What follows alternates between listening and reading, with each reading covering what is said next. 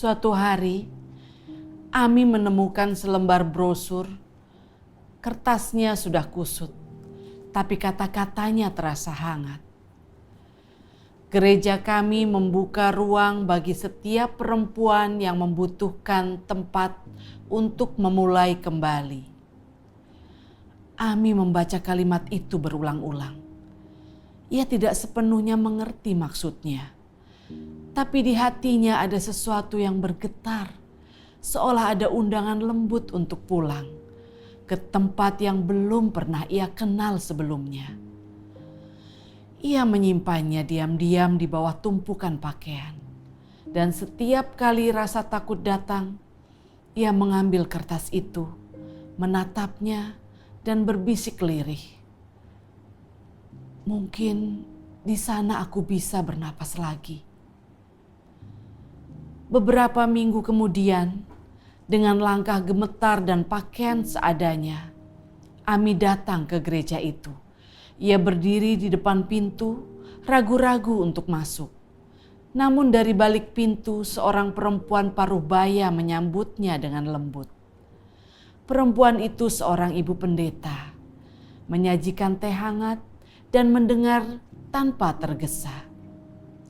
Malam itu, untuk pertama kalinya dalam waktu lama, Ami bercerita tentang kekerasan, tentang rasa takut, tentang bagaimana ia hidup dikurung dan dikendalikan oleh seorang laki-laki yang bukan suaminya. Ibu pendeta tidak menghakimi. Ia hanya mendengarkan dengan mata yang penuh belas kasih dan berkata pelan, "Kamu tidak sendirian, Ami." Beberapa hari setelah pertemuan itu, ibu pendeta datang ke tempat tinggal Ami.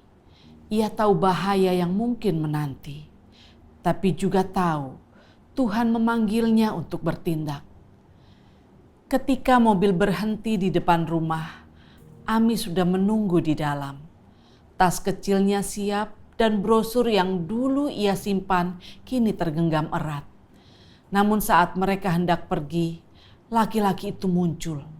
Matanya merah, suaranya keras, tangannya hendak meraih Ami.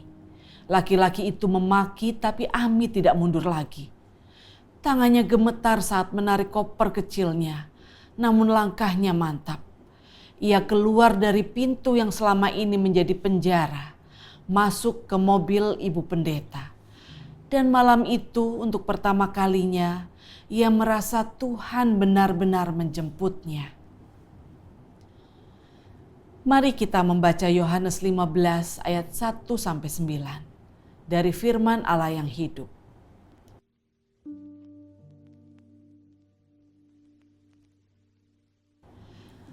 Akulah pokok anggur dan kamu adalah ranting-rantingnya.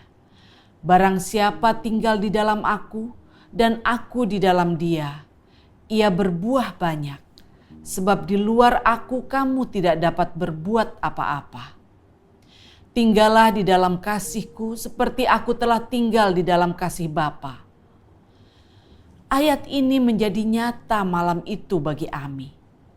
Ia sadar Tuhan tidak hanya mendengar, tetapi juga menjemput. Ia belajar bahwa kasih Tuhan bukan hanya kata-kata, melainkan tindakan lembut yang menarik seseorang keluar dari gelap menuju terang.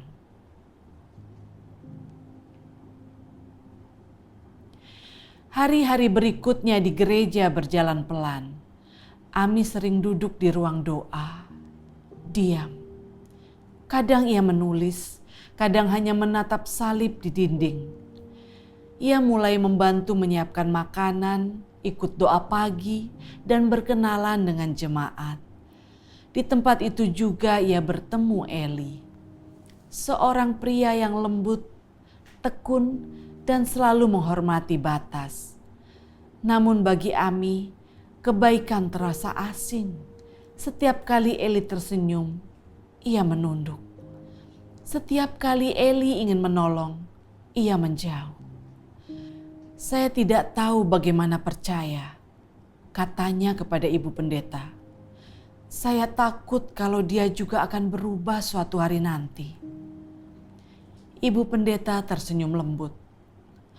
Kasih yang dari Tuhan tidak menuntut pembuktian, Ami. Ia hanya mengundangmu untuk tinggal. Malam itu Ami berdoa, Tuhan, bagaimana aku bisa tinggal di dalam kasih-Mu kalau kasih yang aku kenal dulu selalu menyakitiku? Itulah pergumulan yang nyata.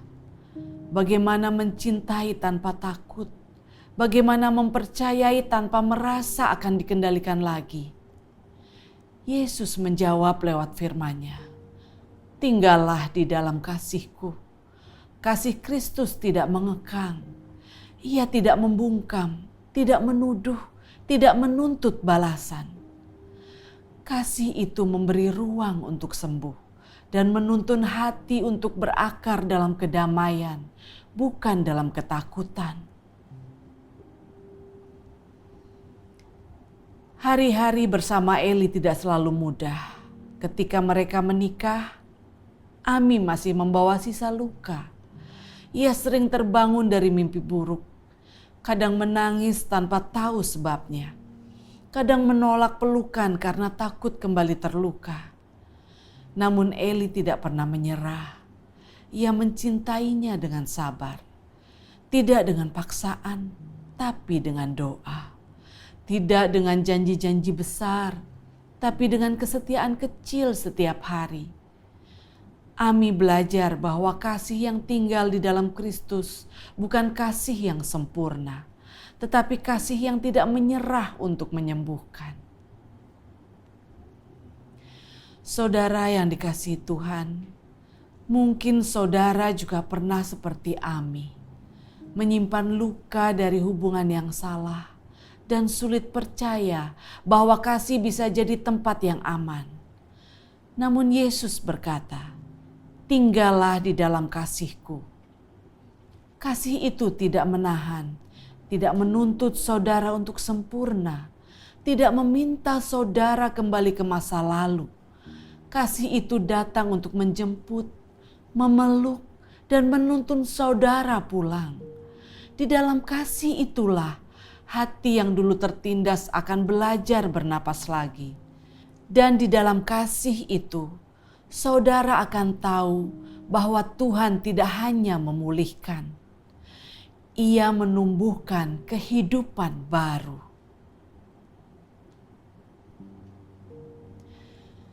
Mari kita diskusikan bersama. 1. Apa yang saudara rasakan saat mendengar kisah Ami dijemput keluar dari hidup yang menakutkan?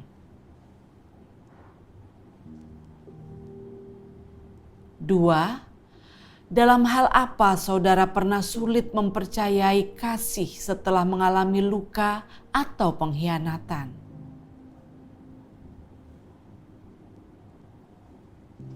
3. Apa arti tinggal di dalam kasih Kristus bagi saudara pribadi hari ini?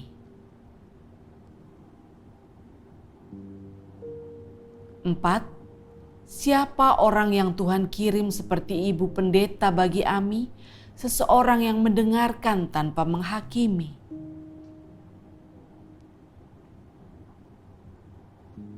5. Bagaimana saudara bisa menjadi wujud kasih Tuhan bagi seseorang yang sedang mencari ruang aman untuk memulai kembali?